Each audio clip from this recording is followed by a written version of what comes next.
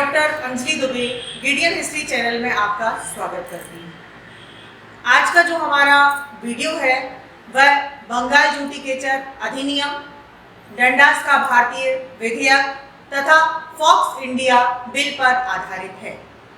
तो आज के वीडियो में सबसे पहले हम बंगाल जूडिकेचर अधिनियम जो 1781 का है उस पर चर्चा करेंगे।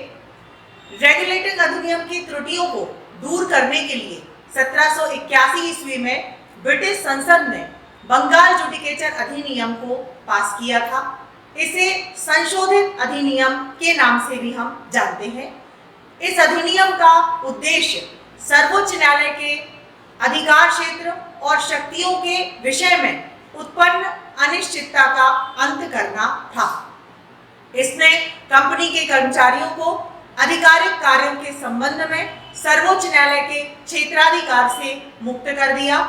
गवर्नर जनरल और काउंसिल पर उनके द्वारा दिए गए आधिकारिक परामर्श, आदर्श या कार्य पर न्यायालय का कोई नियंत्रण न रहा। राजस्व तथा न्यायिक अधिकारों को भी सर्वोच्च न्यायालय के अधिकार से इस अधिनियम के माध्यम से मुक्ति मिल गई। सर्वोच्च न्यायालय का जो क्षेत्राधिकार था वह केवल कलकत्ता के बाशिंदों तक ही सीमित कर दिया गया।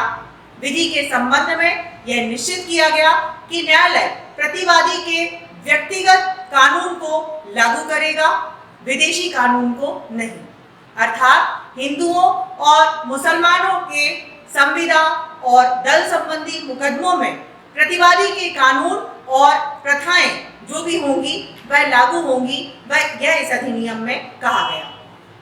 इसके अलावा मुकदमे में भारतीयों की धार्मिक परंपराओं, रीति रिवाजों, सामाजिक नियमों और जातीय कानूनों पर भी ध्यान रखा जाएगा तथा देशी न्यायालयों के निर्णयों के विरुद्ध परिषद गवर्नर जनरल की प्रांतीय न्यायालयों तथा परिषद के संबंध में नियम बनाने का अधिकार दे दिया गया।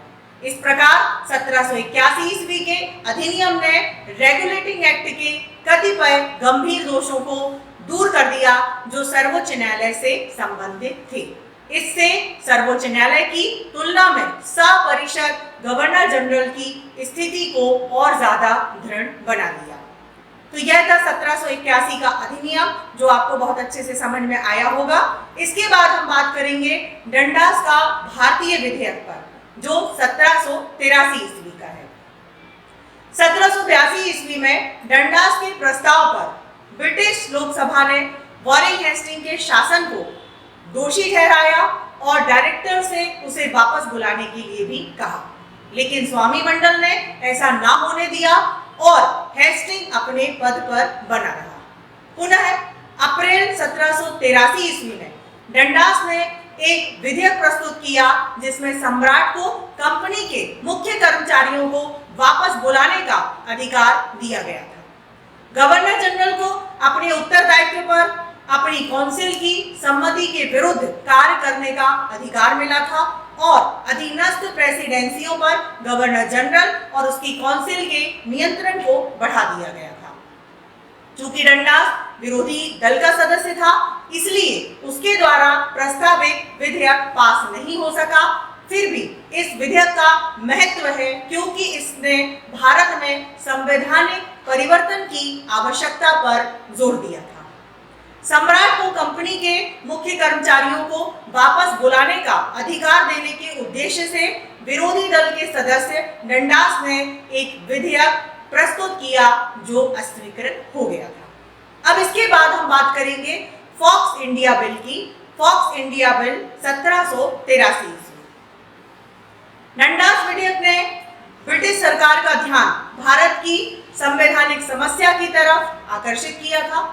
फॉक्स ने भारत में कंपनी सरकार को अवर्णनीय, शोधनीय, अराजक तथा गड़बड़ बतलाया। उसने 18 नवंबर 1783 ईस्वी को ईस्ट इंडिया बिल पेश किया। इसके अगर हम प्रमुख उपबंध देखें तो वह इस प्रकार थे। पहला, कंपनी के प्रादेशिक सरकार को उसके व्यापारिक हितों से पृथक कर दिया जाए, पहले से कंपनी का संबंध नहीं रखा जाएगा। दूसरा, स्वामी मंडल तथा संचालक मंडल के स्थान पर खाद्य कमिश्नरों की एक नियंत्रण मंडली की स्थापना की जाए। तीसरा, प्रारंभ में अधिनियम द्वारा तथा बाद में सम्राट द्वारा नियुक्त किया जाए। चौथा, उनका जो कार्यकाल है वह 4 वर्ष का रखा जाए। बोर्ड संसद के नियंत्रण में कार्य करेगा। इसके अलावा व्यापार को नियंत्रित करने के लिए 9 उपनिदेशों की व्यवस्था की गई, जिनकी नियुक्ति, सेवा शर्तें, नियंत्रण मंडल के सदस्यों के समान ही होंगी। इसके अलावा इसमें कहा गया कि विधेयक में एकाधिकार, भेद तथा देशी रियासतों को ब्रिटिश सेना की मदद को समाप्त करने की व्यवस्था की गई। फॉक्स विधेयक का संसद में तथा उसके बाहर हम देखते हैं कि बड़ा जोरदार विरोध हुआ था। इसका सबसे बड़ा जो दोष सामने आया कि भारत में कंपनी सरकार को वस्तुतः 7 व्यक्तियों के सुपुर्द कर दिया गया था। इससे कमिश्नरों तथा शासक दल को संरक्षण बांटने का विस्तृत अधिकार मिल जाता। इससे संसद के भ्रष्ट होने का भी भय था। यह नए राजनीतिक दासत्व का निर्माण करता। कंपनी का संविधान चार्टर के द्वारा नियमित होता था, जिसे पवित्र स्थान भी प्राप्त था। फॉक्स विधेयक चार्टर की पवित्रता को समाप्त कर देता तथा संविधान को नष्ट तथा अराजकता की स्थिति पर ला देता। जॉर्ज तृतीय ने महसूस किया कि एक हाथ से दूसरे हाथ में सत्ता हस्तांतरण करने का एक आवरण मात्र है तथा उसके साम्राज्य के संवैधानिक प्रचलनों के विरुद्ध है।